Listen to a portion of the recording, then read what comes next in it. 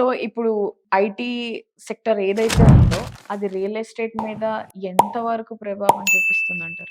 ప్రతి ఇండస్ట్రీకి ఒక ఆపర్చునిటీ ఉంటది. మరి హ్మ్. ముఖ్యంగా ఐటీలో ఏందంటే డబ్బు ఎక్కువుంటది. ఓకే.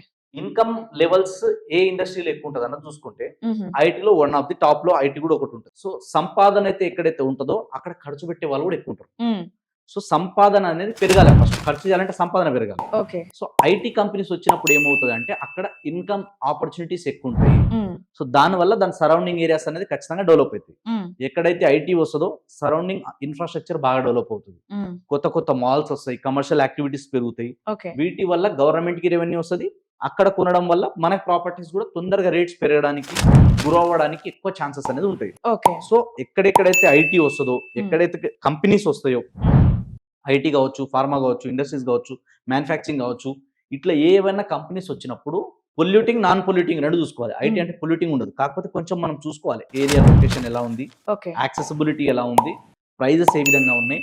ఇవి కంపారిజన్ చేసుకొని బెటర్ ఎక్కడ లొకేషన్స్ ఉన్నాయో అక్కడ నుంచి ఒక 10, 20 కిలోమీటర్ రేడియస్‌లో మనం ప్రాపర్టీస్ కొనుక్కుంటే, ఓకే. లేదా ఈ కంపెనీస్ అన్ని రావడం వల్ల దీని ఇంపాక్ట్ ఒక 20, 30 కిలోమీటర్ రేడియస్ ఆ సర్కిల్‌లో. కాబట్టి వాటిని బేస్ చేసుకొని ఆటోమేటిక్‌గా కంపెనీస్ వచ్చినప్పుడు ఏమవుతది అంటే ఎంప్లాయ్‌మెంట్ క్రియేట్ అవుతది.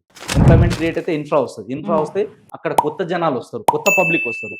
కొత్త పబ్లిక్ వచ్చినప్పుడు వాళ్ళకి రోడ్లు, వాళ్ళకి అన్ని రకాల ఎమ్యూనిటీస్ ఇయ్యాలంటే గవర్నమెంట్ కూడా హెల్ప్ చేస్తది. హుహు. సో, అట్లా ఒక కొత్త ఏరియా బూమ్ అవుతది. అట్లా కొత్తగా అక్కడ ఇన్‌కమ్ జనరేట్ అవుతది. ఓకే. సో, ఖచ్చితంగా ఐటీ అనేది రియల్ ఎస్టేట్ మీద ఇంపాక్ట్ చేస్తది. హ్మ్. కానీ ఓన్లీ ఐటీని బేస్ చేసుకొని రియల్ ఎస్టేట్ నడుస్తదా అంటే నడవదు. ఓకే.